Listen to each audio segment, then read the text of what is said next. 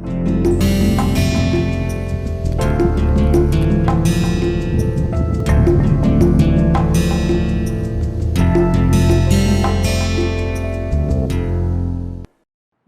a peer-to-peer electronic cash system. Introduction. A purely peer-to-peer version of electronic cash would allow online payment to be sent directly from one party to another without going through the financial institution. Digital signatures provide part of the solution, but the main benefit are lost if the trusted third party is still required to prevent double spending. This lecture we will discuss a solution to the double spending problem using a peer-to-peer network. A network timestamp transactions by hashing them into an ongoing chain of hash-based proof of work, forming a record that cannot be changed without redoing proof of work. The longest chain not only serves as a proof of sequence of the events witnessed, but proof that it came from the largest pool of CPU power. As long as the majority of CPU power is controlled by the nodes that are not cooperating to attack the network, they will generate the longest chain and outpace the attackers. The network itself is minimal structure. Messages are broadcast on the best effort basis, and the nodes can leave and rejoin the network at will, accepting the longest proof of work chain as a proof of what has happened while they were gone. So in a nutshell, before we go ahead into more discussion, into more detail, let us see that this part of the discussion is basically a case study of applying peer-to-peer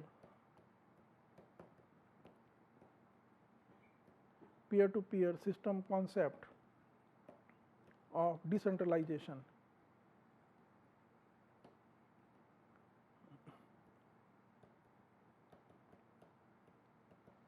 So let me give you an example that between the transaction, if let us say A want to give some money to B, want to transfer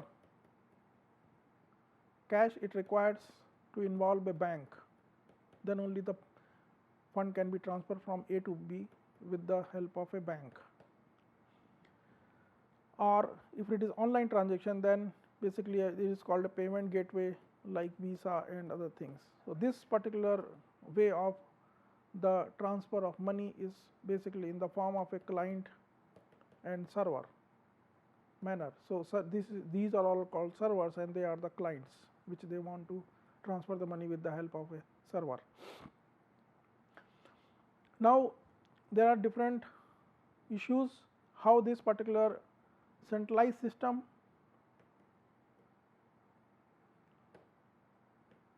can be made the distributed form of, or the how it can be decentralized, so that between two parties A and B can directly transfer their money without involving the bank or any payment gateway. And this is done with the help of using the decentralization technology, which is called a peer-to-peer systems. So we'll see in this particular discussion how Bitcoin using peer-to-peer system has able to achieve this kind of decentralization without involving a centralized system like bank or a payment gateway, yet it ensures all kind of safety and security and avoid the double spending issues in this part of the work. So what is a transaction? So electronic coin can be defined as a chain of digital signatures. So each owner transfers a coin to the next by digitally signing a hash of previous transactions and the public key of the next owner, and adding these to the end of the chain. A payee can verify the signature to verify the chain of the ownership, meaning to say that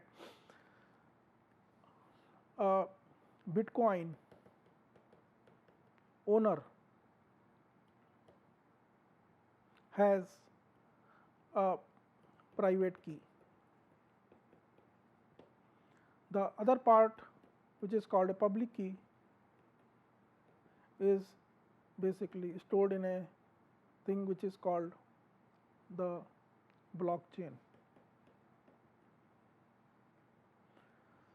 So if a request for money is basically sent by a user, so it has to sign digitally using the private key, and the private key will basically indicate he is the owner of that Bitcoin or a digital currency by signing the digital signature, which is nothing but a private key.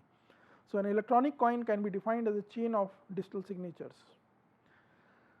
So each owner transfers the coin to the next by digitally signing the hash of a previous transactions and the public key of the next owner and adding these to the end of the coin. So basically here these particular transactions are chained together, and this is shown here in the picture. So every transaction is chained with the previous transactions and so on. So just see that this particular transaction is chained with the previous transaction, and this in turn chained with the previous transactions and so on. So whenever a new transaction comes, it will be joining at the tail of the transactions, and this particular process at the end of the coin, and the payee can verify the signatures to verify the claim of the owner. So we are going to see all these aspects, how the transactions are basically implemented so that it can avoid the double spending of a coin. So the problem of course is that payee cannot verify that one of the owners did not double spend the coin. So a common solution is to introduce a trusted central authority or a mint, but for that purpose we are going to go back again in a scenario which is basically a client server and involving a payment gateway. How you, without involving the payment gateway and a bank, how this double spending can be avoided. So after each transaction the coin must be returned to the mint to issue a new coin, and only coin issued directly from the mint are trusted not to be double spent. The problem with this solution is that the fate of the entire money system depends on the company running the mint, that is a bank. We need a way for the payee to know the previous owners did not sign any earlier transactions. So the only way to confirm the absence of a transaction is to be aware of all the transactions. So this is basically the way. In the mint based model, the mint was aware of all the transactions, but if we are going for a decentralization, how this particular awareness of all the transactions is being incorporated or implemented. So to accomplish this without a trusted third party, a transaction must be publicly announced, and we need a system of participants to agree on a single history of the order in which they are received. So the payee needs a proof that at the time of each transaction the majority of the node agreed it was first received. Now timestamp servers. The solution begins with a timestamp server. A timestamp server works by taking the hash of the block of item to be timestamped and widely publishing the hash such as in the newspaper or in a Usenet post. The timestamp proves that the data must have existed at the time, obviously, in order to get into the hash. So each timestamp includes the previous timestamp in its hash, forming a chain with each additional timestamp reinforcing the one before it. So here we can see that these timestamps are nothing but they are the hash and they are being chained with each other, and this particular chaining will indicate that a particular transaction at that instant it has happened, and if it is in the chain, and this will also give a proof of work. To implement the distributed timestamp server on a peer-to-peer basis, we need to use a proof of work system instead of publishing it on a newspaper. So proof of work involves a scanning of the values that when hashed, such as SHA-256, and the hash begins with a number of 0 bits. The average work required is exponential in the number of 0 bits required and can be verified by executing a single hash. For a timestamp network, the proof of work can be implemented by incrementing a no-uns no ones in the block until the value is found that gives the block's hash the required 0 bits. Now who will be doing this? The peers who will be doing this kind of work for the proof of work, they are called miners. So all the miners will try to find out the solution of this particular puzzle, and the miner who basically gives the solution for the first, then he will be awarded with the Bitcoin.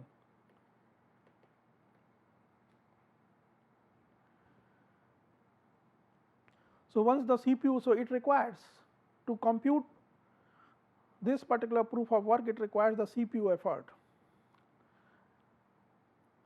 So the block cannot be changed without redoing the work in this particular manner. Later blocks are changed after that. The work to change the block would include redoing all the blocks after that. So see, all the blocks are being chained in this particular manner. So if somebody want to change a particular block, it has to be changed at all the places, then only the change is possible, and computing it and doing changes is not possible. Why? Because it's computationally expensive, and many peers together, they are solving this particular, they are maintaining it and they are solving it, this particular puzzle.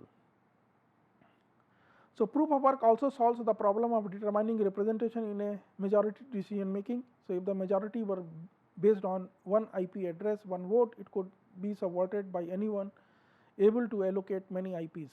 Now to compensate for increasing the hardware speed and varying interest in running nodes over the time, a proof of work difficulty is determined by moving an average targeting an average number of blocks per hour. If they are generated too fast, the difficulty increases.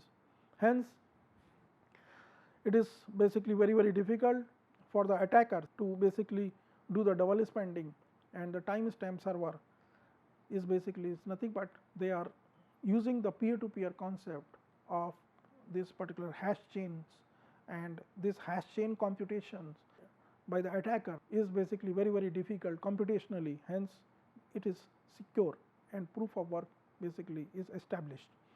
Now the network. The steps to run the networks are as follows. New transactions are broadcast to all the nodes. So all the peers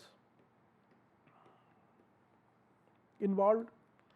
So whenever a new transaction comes, it has to be broadcasted to all of them, all the nodes. So each node collects new transaction into a block. Each node works on finding a difficult proof of work for its block. When a node finds a proof of work, it broadcasts the block to all the nodes. Nodes accepts the block only if all the transactions in it are valid and not already spent. Node express their acceptance of the block by working on creating the next block in the chain using the hash of the accepted block of the previous hash. So nodes always consider the longest chain to be the correct one and will keep working on extending it. So if two nodes broadcast different versions of the next block simultaneously, some nodes may receive one or the other first. In that case, they work on the first one they receive, and that will be the winner, and that will be awarded by the Bitcoin.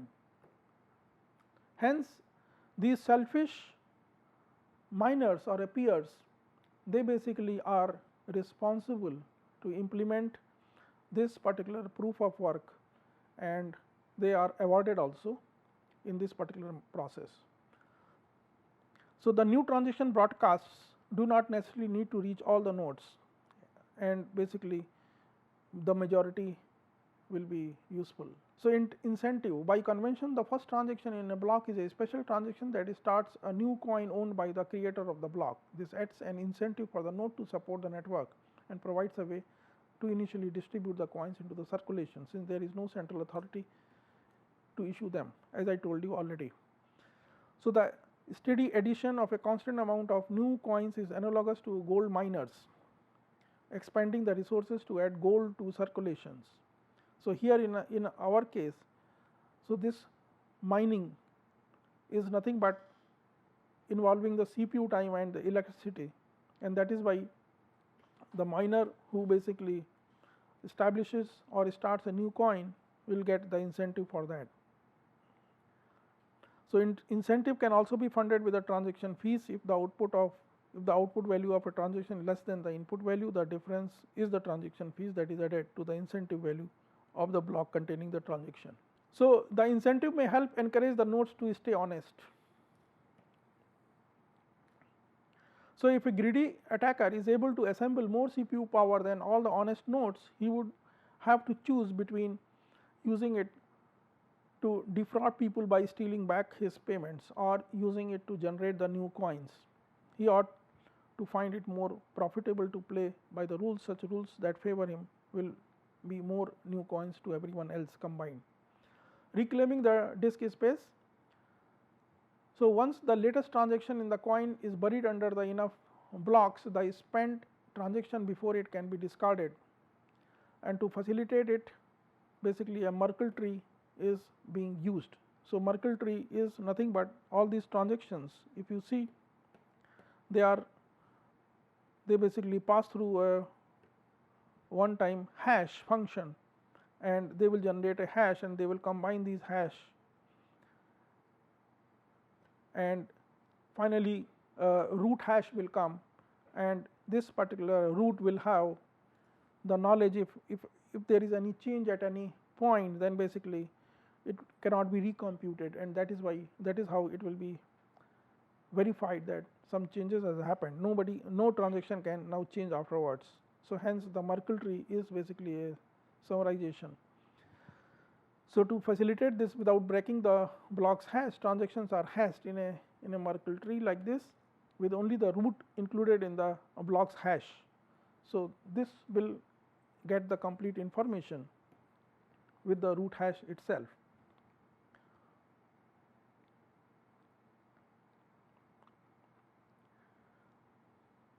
A simplified payment verification. It is possible to verify the payment without running the full network node. The user only need to keep a copy of the block headers of the longest proof of work chain, which he can get by querying the network nodes, until he is convinced that he has the longest chain and obtain the Merkle branch linking the transaction to the block its timestamp in. He can't check the transaction for himself, but by linking it to a place in the chain, he can see that a network node has accepted it, and the block added after it further confirms the network has accepted it. So this is the example of a longest proof of chain. Here you see that each block will contain only the Merkle root, and here the Merkle root will basically keep the transaction, that particular link which basically is linked to the transaction which is linked to a Merkle node, and this will be the indication, a proof of work, that is the longest chain.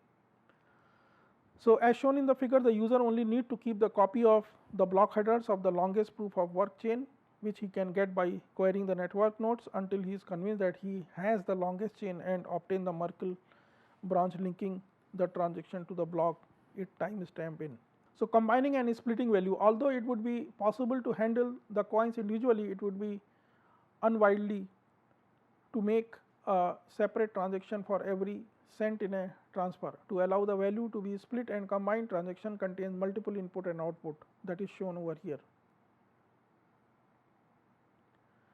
So the privacy. The traditional banking model achieves the level of privacy by limiting access to the information to the parties involved and trusted third party. The necessity to announce all the transactions publicly precludes this method of privacy.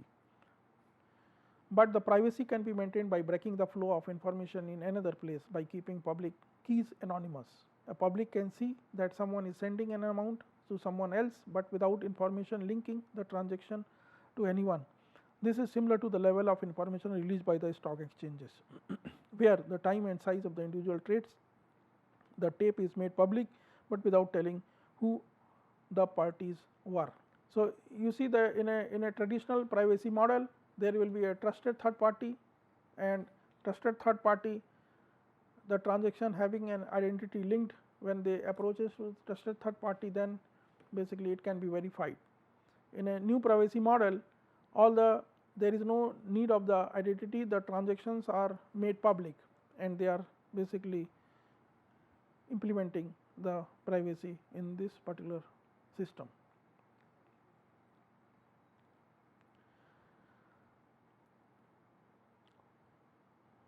So the calculations in the form of, for example, an honest chain and an attacker chain can be characterized as a binomial random walk. The success event is the honest chain being extended by one block, increasing its lead by +1, and the failure event is the attacker chain being extended by one block, reducing the gap. So obviously the honest, if the honest nodes are more compared to the dishonest one, then basically this particular gap will keep on increasing and will never be able to overpower, and basically this particular chain keeps on growing in this manner. So this can be modeled using a Poisson distribution, and the probability of attacker could still catch up. Now multiply the Poisson density, and summing up will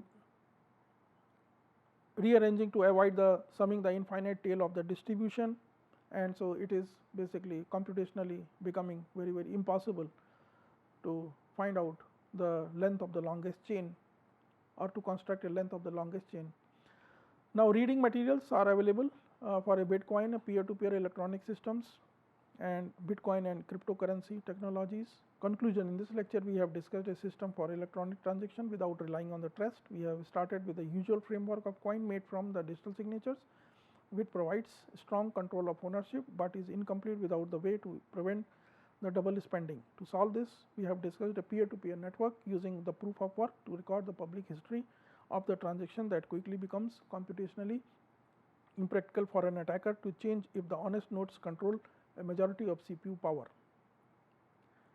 The network is robust in its unstructured simplicity. Nodes can leave and join the network at will and vote their CPU power, expressing the acceptance of the valid blocks.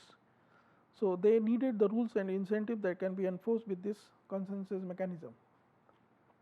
Thank you.